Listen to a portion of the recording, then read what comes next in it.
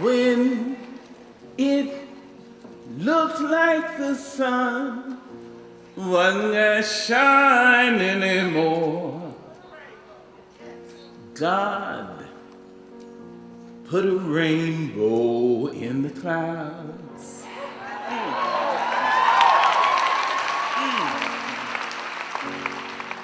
You've probably come across that folk song if you are a fan of the late Dr. Maya Angelou. I first came across this woman from an old literature book in our school's library. Those days, actually, I used to love reading so much. I was a bibliobibuli, if I'd used the term, though some people consider that derogatory.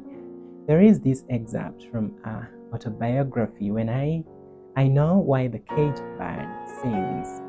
That was in that book. When I read this, I instantly fell in love with her writings, and I began poring over literature, looking for her works, and I came across various poems and various articles that she had written over the years. And she has been immensely a part of my world and life, and she has contributed to the person I am today and the things that I do and my writing journey and my singing journey too in a huge way. And I can't quantify that in a single sentence. So the late Dr. Maya Angelou was a renowned essayist, poet, novelist, motivator, and professor who taught in so many languages across the world and was known all over by many people. And she did quite a lot in the world of literature. I am a teacher. I teach all the time, as you do and as all of you do. Whether we know it or not, whether we take responsibility for it or not, I hold nothing back. Because I want to see that light go off. I like to see the truth and think, I never thought of that before. And I think I've got them. I think the reason I was drawn to Maya Angelou when I first came across her in her works of literature was how she spoke about the human experience so eloquently and so evocatively that you would instantly and clearly see what she meant, and that when you heard her speak, as I would later over the years come across her poetry and motivational works, you would clearly know what she was trying to drive home. You'd grasp the message so easily and so quickly, and there was no room in her talks left for guesswork. What I try to do is tell the truth. I try to go behind the facts and say, this is really what was happening. This is what the air smelled like. This was the weight of the heat on my skin. This is how my nose was itching. I think that's what really made me fall in love with her so much. So that over the years, I started looking for her works of literature and going out of my way to look into her spoken word poetry online. So to me personally, Maya Angelou was an inspirational writer. I was inspired by her in so many ways. To write, first of all, and also to continue living and to embrace challenges and difficulties. And I think that's one of the greatest gifts she left me before her death. So that when she died later in 2014, and I came to realize later, because I was still in school, and so later I would only come to realize about her death when I was already in college. I was saddened, and it was like I had lost a part of me, someone who was so closer to me than any other person I'd ever been. So close to me that every time I read her work, it's like we were sharing a common virtue of living together. She sort of inspired me to be a good person and to trust in the processes of the things I'm trying to accomplish in life. She taught me, Maya Angelou taught me to put aside fear and to embrace courage and to face all life's difficulties and challenges with courage and positivity, and to try to stretch and push forth and believe in myself. That is what she taught me to be and who she taught me to become. One of her poems that I love most, that all the years I have kept in my heart and in my diary, and I love to listen to over and over again, is We Wear the Mask. Because in this poem, Maya Angelou talks about the human experience and the human condition in a way that is irrefutable. She talks about how we often craft a guile that hides our difficulties and situations behind either a smile or a kind of living apparatus that shields us from the people who are seeking to level up their understanding of what is happening behind the curtains. And that really stretches far beyond and makes us embrace life's difficulties. She talks about how our ancestors fought so hard in the face of aridity just to ensure that we lived this very day and to liberate us from the colonizers who are trying so hard to keep us under their own ignorance. So that is one of her poems that I love so much. When I think about myself, I almost laugh myself to death. My life has been one great big joke, a dance that's walked, a song that's spoke. I laugh so hard, I nearly choke when I think about myself. 70 years in these folks' world, the child I works for calls me girl. I say, yes, ma'am, for working sake. I'm too proud to bend and too po to break, so I laugh until my stomach ache when I think about myself. My folks can make me split my side. I laughed so hard, I nearly died. The tales they tell sound just like mine. They grow the fruit, I eat the rind. I laugh until I start to cry when I think about myself and my folks and the little children.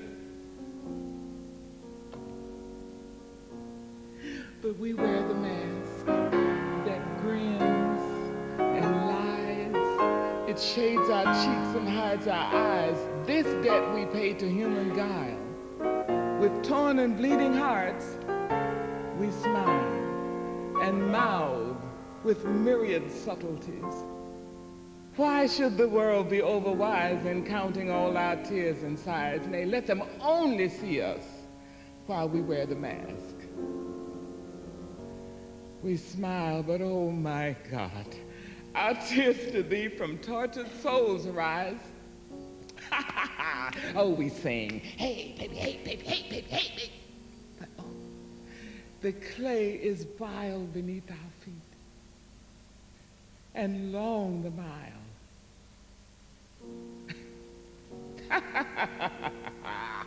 Let the world think otherwise.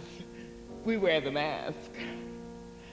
My fathers sit on benches. Their flesh count every plank. The slats leave dents of darkness deep in their withered flank, and they nod like broken candles, all waxed and burnt profound. They say, but baby, it was our submission, and that made your world go round. There in those pleated faces I see the auction block, the chains and slavery's coffles, the whip and lash and stock, my father speaking voices that shred my fact and sound. They say, but sugar, it was our submission that made your world go round. They laughed to shield their crime. They shuffled through their dreams. They stepped and fetched a country and wrote the blues in screams. I understand their meaning. It could and did derive from living on the ledge of death. They kept my race alive by wearing masks.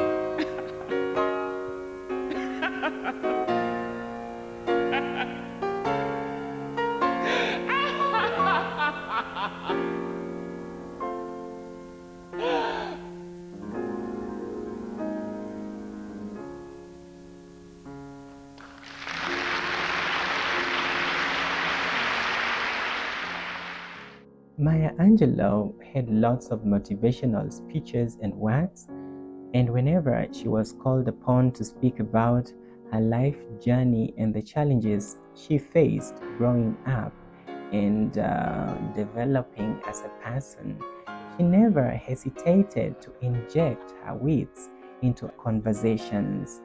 And it's from listening to her conversations with people and her speeches that I came across myriads actually of motivational works that she had done over the years. Though there are so many, I think personally there is one that speaks to me in a huge way and that I have lived to remember and keep in my diary and listen to over and over again. And that's when she spoke about the virtues of tolerance and persistence. And she says that inasmuch as life might throw us several lemons, we ought not to think about giving up. We ought to persist. She says in her words that we ought to push beyond our limits and to never give up no matter what, because there are people who have been in that particular situation that we too are facing right now, and they have emerged victorious. So she encourages us to practice these two virtues, that is tolerance and persistence, in all the situations that we face. And she quotes from Terentius Afer, who was a Roman slave and who was freed later and became a playwright, who says that I am a human being and nothing human can be alien to me. And so she says that if there is anything that a human being can deal with, then I too have in me all the constructs and all the abilities that are present in that person that can make me endure and deal with all the things of the present moment. She encourages us to try to push no matter what, and to keep our eyes on the prize ahead. She gives an example of herself having agreed from an early age that she would die one day, and if that is the biggest bugaboo of them all, then there is nothing that can hinder her from focusing on her goals, in as much as the challenges might be tumultuous and devastatingly murky. So that is one of our motivational works that really sticks to my heart and that I have learned to listen to and to go back to over the years. I'd like everybody to think of a statement by Terence. The statement is, I am a human being. Nothing human can be alien to me. If you can internalize the least portion of that, you will never be able to say of an act, a criminal act, or I couldn't do that. No matter how heinous the crime, if a human being did it, you have to say, I have in me all the components that are in her or in him. I intend to use my energies constructively as opposed to destructively. If you can do that about the negative, just think what you can do about the positive. If a human being dreams a great dream, dares to love somebody, if a human being dares to be Martin King or Mahatma Gandhi or Mother Teresa or Malcolm X, if a human being dares to be bigger than the condition into which she or he was born, it means so can you. And so you can try to stretch yourself. So you can internalize homo sum humani nihila me alienum puto. I am a human being. Nothing human can be alien to me. That's one thing I'm learning. Of course, Maya Angelou had lots of interesting quotes, but that which I find most interesting to me and that I have lived to capture in my daily activities over the years is when she told Oprah Winfrey so many years ago that remember, you're not in it. And that's when she was speaking about people always wanting to do negative things to you and say negative things that try to bring you down, that try to discourage you. That when you do, you progress one step ahead, people looking back and just pinpointing the negativity. And sometimes when the negativities are not even actually true negativities, but those that have been ganged up and built up on rumors. So she says that these people will always continue doing that. It's not about you. You're not in the things that they say. You're not in it, but it's their character, their personal comportment that pushes them to doing the things that they do. So that if you think and believe that you are the person that is in their talk, then you're wasting time. So just know that this is what they will do, whether you are alive or not alive, or whether you are the topic or not the topic, they will always find someone to bring down. And if you know that you're not in it, you're not in their gibberish talk and their negativity, and that this is something that they will just keep on doing to other people, then you ought not to stick with it. And if you hear anything negative about you, you ought to quickly pass over that. Continue doing the good and the things that you keep on doing without letting yourself be hooked down by the negativity that these people are trying to spew on you. Called and some newspaper tabloid had just vilified you, or Stedman, or both, and you were really as close to losing it. You were so hurt by the erroneous and ridiculous and cruel accusations that you were just hardly getting your breath. And I said, you're not in that. And you said, yes, but you see, this is what they said. And I said, yes, but you are not in it. Yes, but, and then I heard you start to realize what I was saying, that has nothing to do with you. That has all and everything to do with the perpetuator. Right. And he or she or they are going to get their living out of you getting your dying. And so obviously you can't give in to that because you're not in it. She had lots of life lessons that I have also captured. And though there were many too, there is this about having a place inside you that you have to keep inviolate, so that no one has the right to curse you or treat you badly. So that whenever someone comes to you with rude or invasive language, then you have to stand up and tell them straight in their face to keep off, to stop it.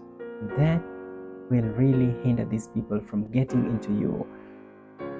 That space that you might go to, she says, when you meet God.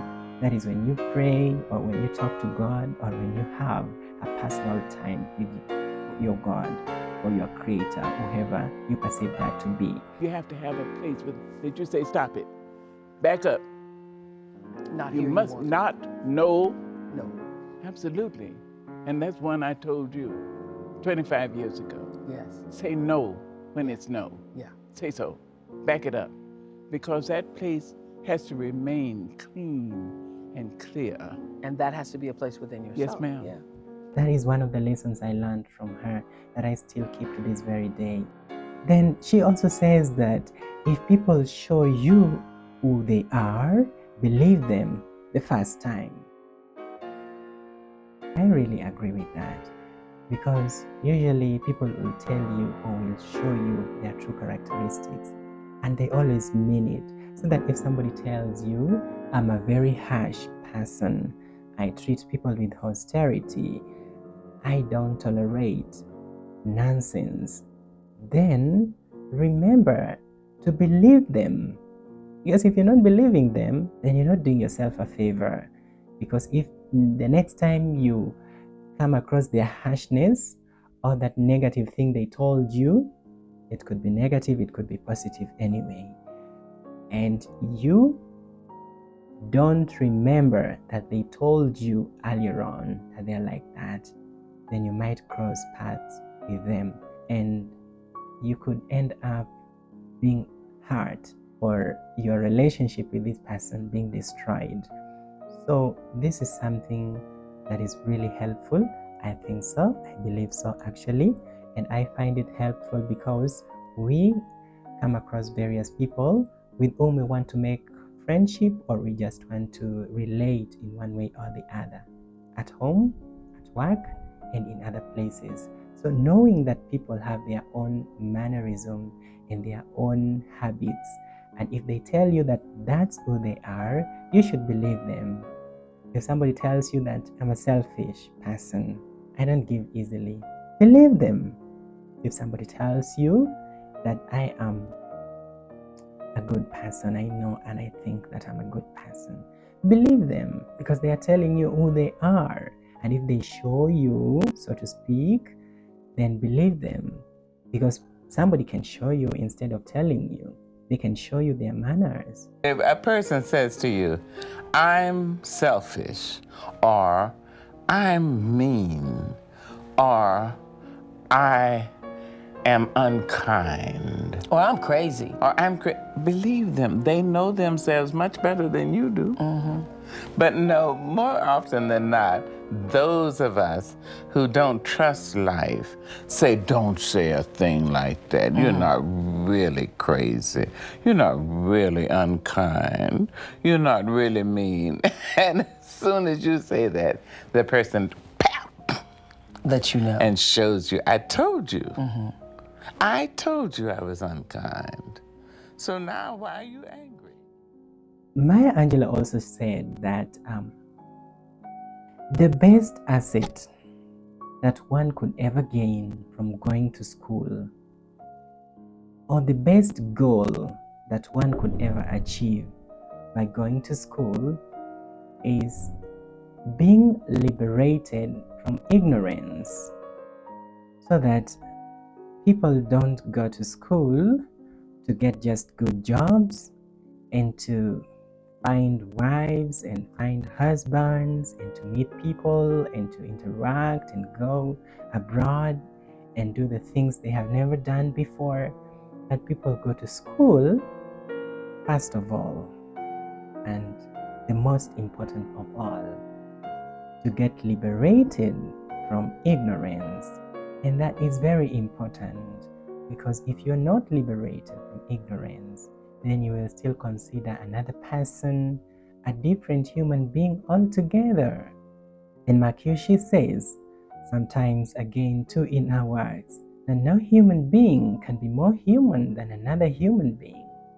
So being liberated from ignorance is the thing actually that can make us learn and appreciate and know that no human being can be more human than another human being, and that can make us be taken away from the captivity of racism, of nepotism, of lawlessness, and so many other evil things in the society. In as much as you might be separated from one another by oceans and rivers and continents, whatever, if you are liberated from ignorance, then you will treat your fellow human being as you would also want to be treated by other people, or as you would want to feel.